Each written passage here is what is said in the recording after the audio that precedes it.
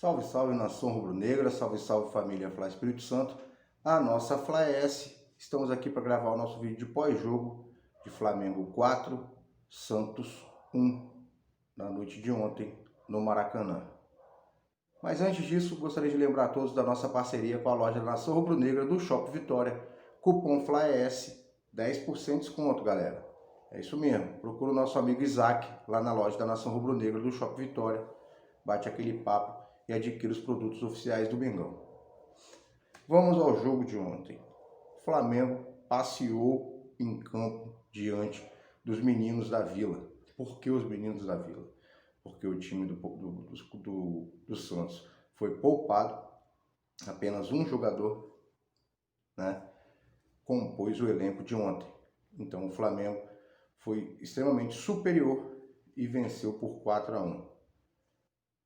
Muito bom para o Flamengo, ganhou os 3 pontos, o São Paulo perdeu, o Flamengo hoje está em terceiro lugar, com 45 pontos, 5 pontos atrás do São Paulo e um jogo a menos. Então, se o Flamengo e o São Paulo ganharem todos os jogos até o fim, o Flamengo decidirá o campeonato com o São Paulo no seu jogo direto.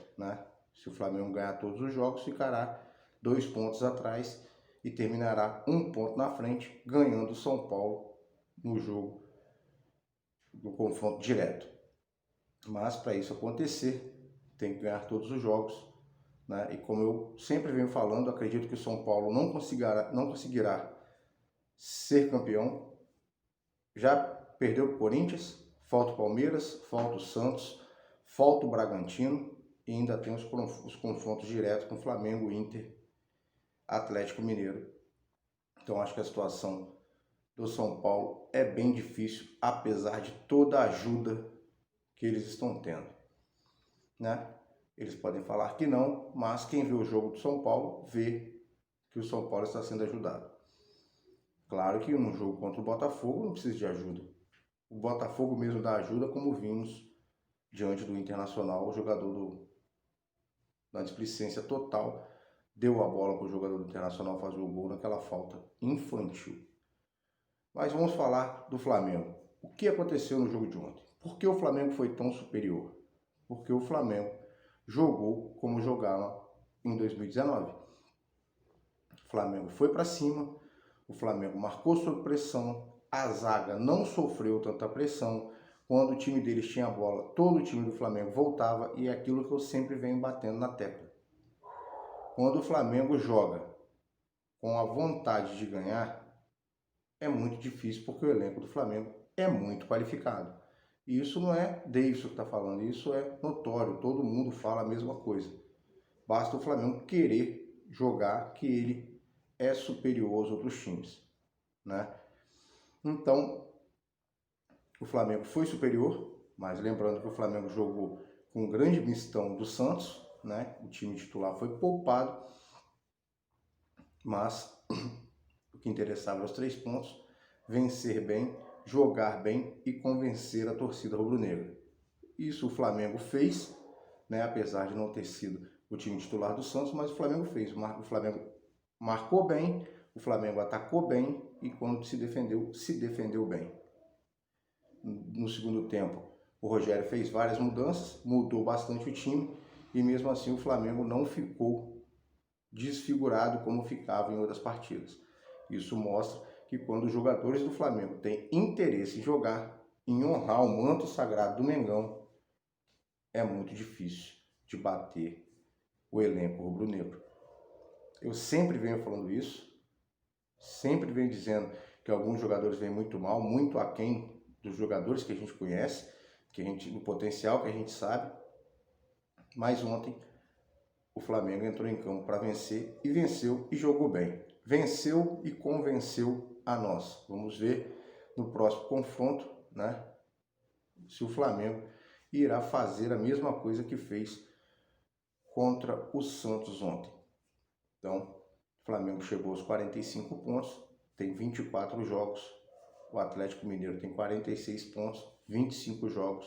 E o São Paulo tem 50 pontos e os mesmos 50 pontos. Tem 25 jogos e 50 pontos porque ele foi derrotado pelo Corinthians. Acredito eu que o Flamengo tem tudo para engrenar. O elenco parece que voltou a estar focado, só temos o brasileiro, então temos total condição de disputá-lo, tendo vontade de ganhar e sermos campeões, né? Natan entrou tão bem que já está sendo sondado já por um clube italiano. Todo mundo cobrava isso, todo mundo queria que Léo Pereira e Gustavo Henrique fossem para o banco, porque não vem rendendo. Renderam nos seus clubes, o Gustavo Henrique no Santos e o Léo Pereira no Atlético Paranaense, mas no Flamengo não vem rendendo e por isso a torcida cobrava tanto que fosse o Natan ou o Noga, se não tivesse o Rodrigo Caio, que fossem os dois a zaga do Mengão, né?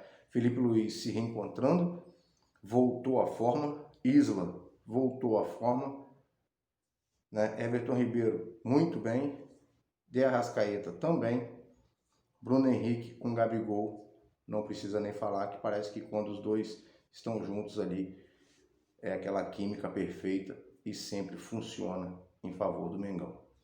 É isso que a gente queria. Você vê, o placar foi aberto pelo Gerson, coisa que não acontecia há muito tempo no Flamengo. O volante do Flamengo chegar à frente para finalizar. Foi de cabeça, mas foi uma finalização de cabeça, né?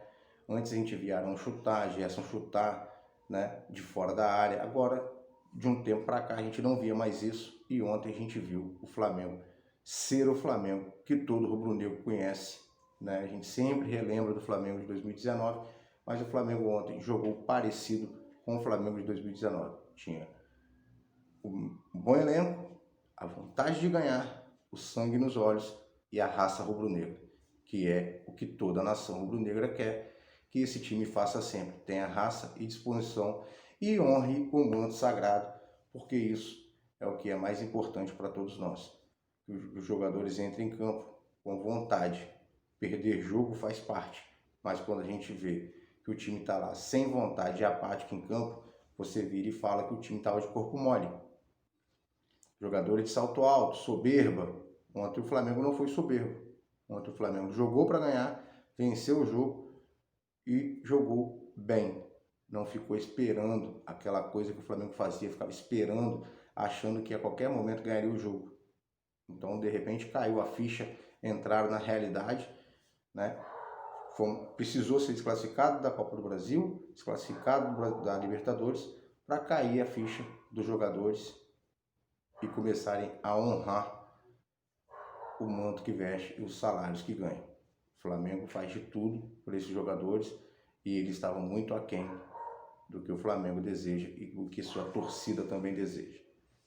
Primeiro gol do Gerson, né? Depois um pênalti do Gabigol, que ele atravessou o campo e foi comemorar com o Diego Alves, mostrando seu apoio ao goleiro rubro-negro, que o contrato acaba agora em dezembro. Não acredito que vai renovar, acho que o Diego Alves vai embora.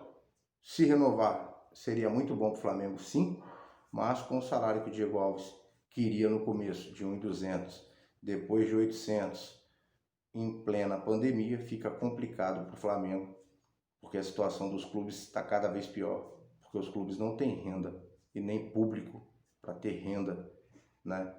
E só tem prejuízo com os jogos. Só as cotas de TV e mais nada, e os patrocínios. Então, se o Diego Alves quer ficar no Flamengo, tem o desejo de ficar no Flamengo, acho que deveria sentar, baixar o salário, aceitar a redução, como o Diego Ribas fez. Aceitou a redução, baixou para 450 mil, mais, se eu não me engano, direito de imagem, né? Ou luvas, não sei como que está sendo, como é que ficou o do Diego Ribas. Acho que o Diego Alves poderia ir no mesmo caminho. Já tem 35 anos, renovaria por mais 2, ficaria no Flamengo até os 37, encerraria sua carreira no mais querido. Não acredito que ele vá mais longe que 37 anos no Flamengo, né? Se ficasse. Mas vamos ver qual vai ser a vontade do jogador, se é realmente ir embora ou ficar no mais querido com um salário mais baixo e sendo amado pela torcida. Ou ir embora e continuar sendo amado pela torcida, porque o Diego Alves é um grande goleiro, apesar de às vezes falhar, né? Tem o seu bracinho, que eu sempre falo, o Diego Alves tem um bracinho. Quando ele quer ter um bração, ele tem um bração. Mas quando ele quer ter bracinho de dinossauro, tirando o Rex, ele sabe fazer muito bem. E a gente viu isso em vários jogos. É um excelente goleiro, torno a dizer, mas parece que o time inteiro estava de corpo mole e o Diego Alves também era um deles, que para mim ele falhou nos 2 gols contra o Racing, tanto na Argentina quanto no Brasil. Mas já passou, já aconteceu, não tem mais o que dizer, torno a dizer. O Gabigol atravessou o campo inteiro para comemorar com o goleiro.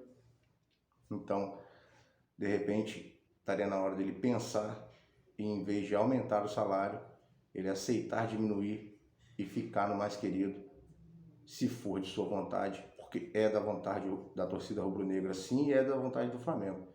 De repente, não 800, mas de repente os 650, 600 mil, de repente o Flamengo fecharia, eu não sei. Essa é minha humilde opinião. Mas cabe ao goleiro decidir o que é melhor para ele. Para mim, um salário de 600 mil é um salário muito bom para um goleiro de 35 anos. Acredito que o Flamengo contrataria 3 goleiros muito bons aí com salário de 200 mil cada um. Mas o escolhido pela torcida é o Diego Alves.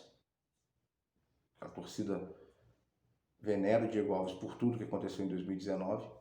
Todos nós temos que bater palma para ele por isso. Mas, eu acabei de falar, acho que deveria baixar um pouquinho o salário e aceitar o que o Flamengo tem a oferecer na casa de 600 mil. Acho que seria um belo salário para um goleiro de 35 anos. Com relação ao time, o que dizer? Um time com vontade, um time com garra, um time dando sangue e um time com disposição e raça. Fechou? Que o Flamengo voltou a ser o Flamengo de 2019. Era isso que faltava a esse time. Força de vontade, disposição, raça, sangue nos olhos, vontade de vencer. Porque para vencer você tem que jogar bola. Não adianta ficar ali naquele boi-maria que não funciona.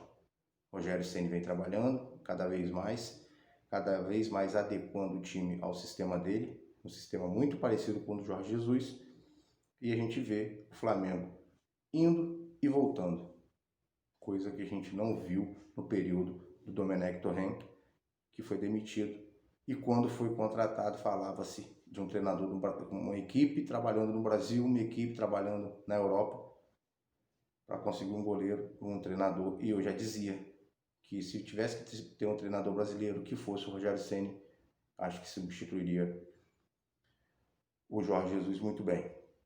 Muitos falavam que não, porque era do Fortaleza, não tinha gabarito para dirigir o Flamengo.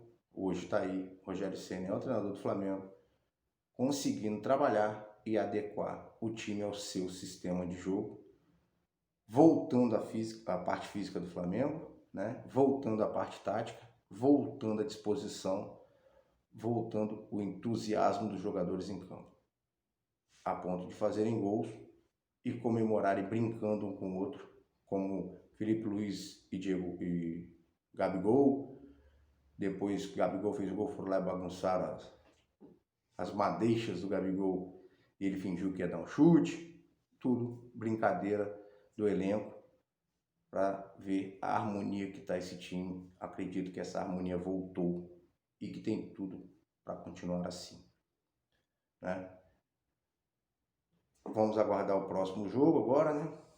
E se Deus quiser, vai dar tudo certo. E nós estaremos aqui mais uma vez para gravar o nosso pré-jogo, né? Do nosso próximo jogo do Mengão. Se Deus quiser, até lá, eu já coloquei a internet aqui. E aí a gente vai ter live, se Deus quiser, toda segunda-feira para comentar os jogos do Mengão. Valeu, galera. Tamo junto. Saudações rubro-negras. Isso aqui é Flamengo sempre. E a gente sempre quer o melhor, porque a gente sabe que a gente tem os melhores. Fui. Um abraço.